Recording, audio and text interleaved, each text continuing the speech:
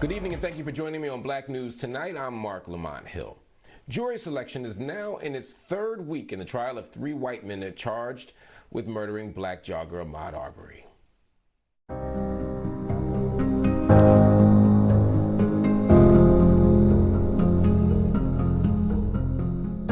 As William Bryan, along with father and son Gregory and Travis McMichael, approach trial for the murder of Ahmaud Arbery, jury selection is going longer than expected. Attorneys aim to reach the number of 64 potential jurors by the end of last week, but they missed the mark, only getting 55. Meanwhile, a few blocks away from the courthouse is a mural of Arbory, and tonight you'll hear from the artist who painted Arbery's story for future generations to remember. BNC's Janine Donaldson has the story. But this is definitely a special place because it was the origin of African people in this country. Marvin Weeks grew up in Brunswick, Georgia, where he feels a deep connection to his home and a collective history. When my brothers and I grew up as little boys, we would be accosted by people in pickup trucks, and that's a norm for the South. I grew up seeing that, hollering names at you, throwing things at you. We would have to go down a back alley to get to the park where the African Americans did all our social activities. It's that connection that brought him back to paint a mural of Ahmaud Arbery, who was shot and killed by white men while jogging in February last year. What I think it resonates across this country with our black males, this whole sense of flight, this whole dynamics that you had to try to live a normal life, this invisible world, whether you had to live 2 worlds, 2 lives. A dual reality of normalcy coinciding with prejudice that Weeks says isn't a unique experience in the Brunswick community. Ultimately, definitely really changed the dynamics of the whole South and East Coast of America during the 80s with the riot that took place because he was killed on flight on a bicycle. This gentleman, 40 years later, was in flight for his life. But both people grew up in the same community, and both, changed the dynamics of the discussion about black boys, racism, police brutality. Painting the mural was more than cathartic. It's a trail connecting Weeks with history. When I grew up here, we had a theater here, black theater. We did performances theater, and our whole theater, I come up during that era when, there was this whole black arts movement. And it was about trying to tell stories through our plays and performances. And, I come back years later, and that's why I chose this particular building, because I was familiar with the building. He says he's following a thread, living and responding to the times, and worried these incidents will continue to happen if black people don't understand their history. There'll be justice. But the greatest justice comes in people across this country, black people, understanding their legacy and continuing. And these type things, though they may happen, but we'll have our armor prepared for the future as we go forward. Stories he'll continue telling through his art. And we're storytellers, and we convey what is going on in the societies. In Brunswick, Georgia, I'm Janine Donaldson for BNC. The Oklahoma State Pardon and Parole Board voted 3-1, recommending clemency for Julius Jones. Jones has spent more than 20 years on death row for the murder of businessman Paul Howell. The clemency hearing comes just 2 weeks before Jones's execution date of November 18th. The board suggested that instead of execution, Jones should serve life in prison without possibility of parole. All eyes are on Governor Kevin Stitt as he will make the decision whether or not to grant Jones clemency. Supreme Court justices are questioning Texas law, which bans most abortions. Following the Justice Department hearing arguments in 2 cases, the Supreme Court is considering allowing the argument to be returned to lower federal level courts. Opponents say the law is written in a way to cause difficulty for federal courts to review. Justice Barrett said, quote, "The law was structured to prevent the providers from presenting a full constitutional defense." The abortion ban went into effect in September following a 5-4 ruling. Now we turn to the COVID-19 pandemic, which continues its devastation as the world hits a grave milestone. The global health crisis has now officially killed more than 5 million people, as many countries, including the United States, are still dealing with the coronavirus as the leading cause of death, alongside heart disease and stroke. Despite the latest tally, health officials say the true death toll is likely much higher, with both poor and wealthy nations finding their healthcare systems overwhelmed. To date, the U.S. has recorded more than 745,000 deaths due to COVID-19, which is more than any other nation. Meanwhile, a study from the CDC finds that being fully vaccinated offers greater protection in battling the coronavirus than natural immunity. According to researchers, unvaccinated survivors of COVID-19 are 5 times more likely to contract the coronavirus, again compared to those vaccinated with Pfizer or Moderna vaccines. Now we turn to Buffalo, New York, where an ongoing political controversy continues to raise questions of national significance. India Walton won the Democratic primary in Buffalo and under normal circumstances would have been declared the next mayor, as Republicans only have a slight presence in the city and they offered no challenger. However, the Democratic Party has so far failed to endorse Walton, who is a Democratic socialist supported by a vibrant grassroots movement of progressives in New York's second largest city.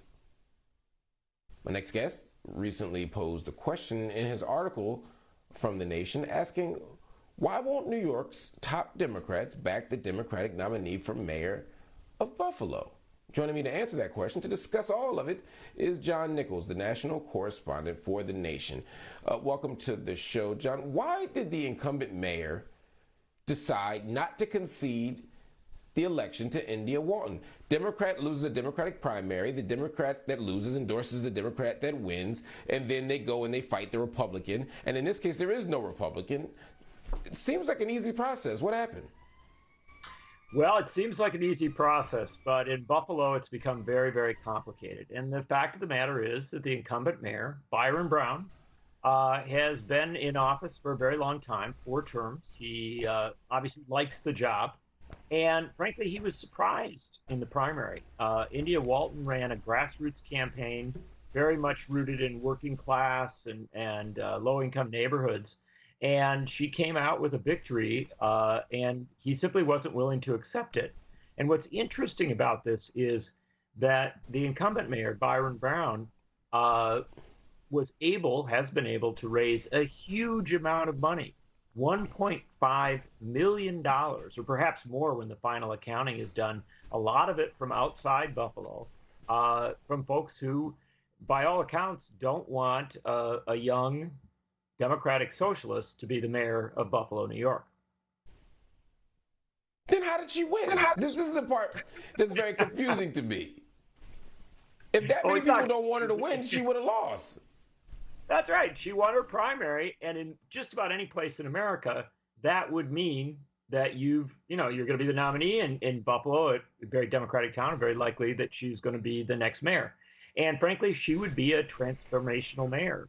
Whether you agree with her or not, it's clear that she comes from a different place politically, a different place as regards her ties in the community, and she would break up a lot of the status quo. And I think a lot of people were very excited about that. I think a lot of people are still very excited about that. This is a tough, intense race, but there are clearly interests in not just Buffalo. We could point to 100 cities across the country who don't want power to shift from, the developers, the real estate folks, the kind of traditionally very powerful folks, down to the grassroots, to working class folks in the neighborhoods. And they've run in many ways, this is a microcosm. No, John, I was just going to say, this is like a microcosm in some ways of what we see with progressives in the Democratic Party. Anyone to the left of a centrist candidate, anyone to the left of Joe Biden even, is often treated very differently. I mean, do we see a situation where Democrats would rather hand over an election to a Republican than to let someone more progressive than them win? Well, there's history on this, right? If you go back to 1972, long ago, George McGovern got the Democratic nomination for president of the United States. He won it fair and square. And then suddenly all sorts of very powerful folks, including in those days, the Democratic Party had a lot of Southern segregationists in it, or former segregationist politicians. They formed Democrats for Nixon. They spent millions of dollars telling Democrats not to vote for the Democratic nominee, but to vote for the Republican. In this case, up in Buffalo, it's a different story. Both Byron Brown and India Walton are Democrats, but one of them has the Democratic nomination. The weird thing is, though, despite the fact that she's got the Democratic nomination, she has a opponent, a write-in opponent in Byron Brown, who's getting huge amounts of money from developers, real estate folks, and yes, some Republicans. I mean, you're sort of answering the question that I'm about to ask you, but I'm going to ask it anyway. How is she a threat to these political powers? Obviously, there's developers there. She's going to push back against them. There are some other profit makers that she's going to challenge, maybe with tax policy. But what are some of the main reasons why she's such a threat? Because you got to be a threat for people to say, we're going to try a write-in campaign against our own party's candidate. Yeah, you're right. I mean, I think you get to the heart of the matter. And I look, India Walton's a very fascinating person. She's worthy of attention, whether you're a supporter or not. This is someone who has a remarkable personal story of overcoming a lot of adversity, of becoming a nurse, and then becoming a deeply committed activist on housing issues. I've interviewed her, and it's just quite striking. She knows housing issues. She knows how to get to the bottom of a lot of the economic challenges facing major American cities. And so if she became mayor of Buffalo, I think that she would establish new models for affordable housing, for equity in housing, for a lot of approaches that would change how things are done. And I'd be very blunt with you. I think there are folks, status quo folks, who aren't very interested in having new models develop, of having a city such as Buffalo perhaps become a laboratory of democracy that might show the whole country how to do something better. I think you might be onto something there, John. Thanks so much for your comments, and we'll continue to monitor this situation in Buffalo, which is not just about Buffalo, but a referendum on American politics writ large. Everybody, be sure to join the conversation. We want to hear from you. Go to our BNC Twitter and Instagram pages. Let us know how you feel. Also, visit our website, bnc.tv, and subscribe to our YouTube channel to check out clips from the show.